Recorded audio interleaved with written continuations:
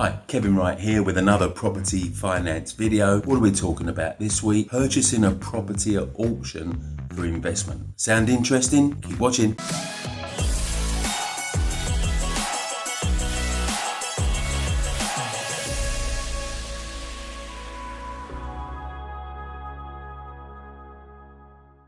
So here's a question I get asked from time to time. Can I buy a property at auction using a mortgage? Reasonable question, you might think. So let's drill down and look at my answer. Well, in theory, yes, you can. However, in practice, it's not quite that straightforward. Let me explain why. Most auctions work on a 28-day time frame, exchange to complete. A few would do 14 days, and I've seen some at 42 days.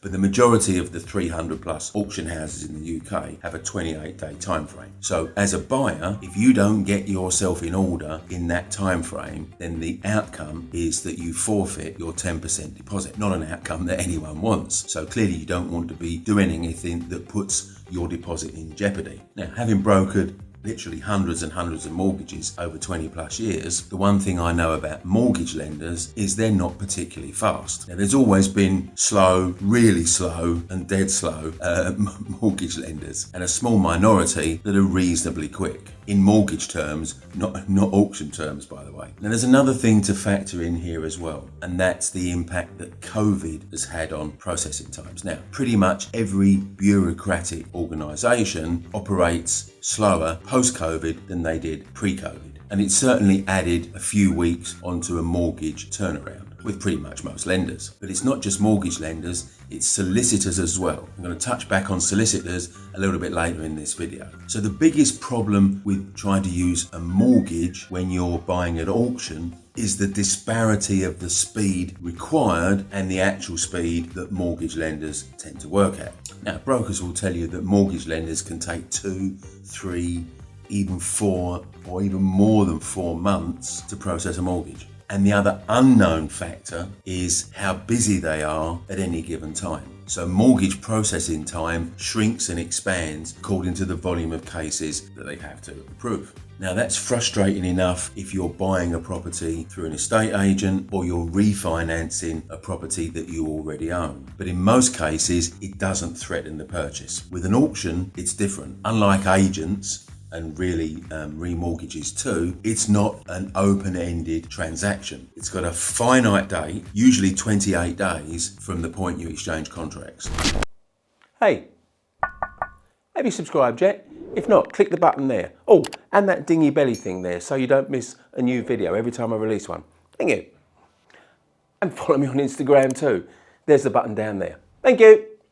And to be clear, auction sellers are not going to be shy about taking your 10% deposit if you don't come up to scratch. So if you're going to try and use a mortgage to complete an auction purchase, you need to be mad, blind optimist, or maybe just ill-informed. And you're going to need to have a very high tolerance to stress. Now, the accepted ways to buy properties at auction in terms of how to finance them: cash and bridging finance. Now, as brokers, we've done many auction purchases and brokered the bridging finance for that. And it's way more straightforward than a mortgage for the simple reason that because bridges lend so much against auction purchases, they're geared up to release the money in 14 to 28 days. So it's about using a company or an organisation that has specifically structured their processing to align with auction timeframes, or using different type of lender that hasn't. As brokers, if we have a responsive client and a responsive solicitor of the client, then it's certainly possible to get it done within 28 days. I mean, we've recently done it in 14 days, done 1 or 2 in 5 days previously. So meeting auction timeframes from a bridging lender's perspective is not that difficult. And let's go back to solicitors. Residential conveyancing solicitors haven't really got business processes in place to work in a 28-day timeframe.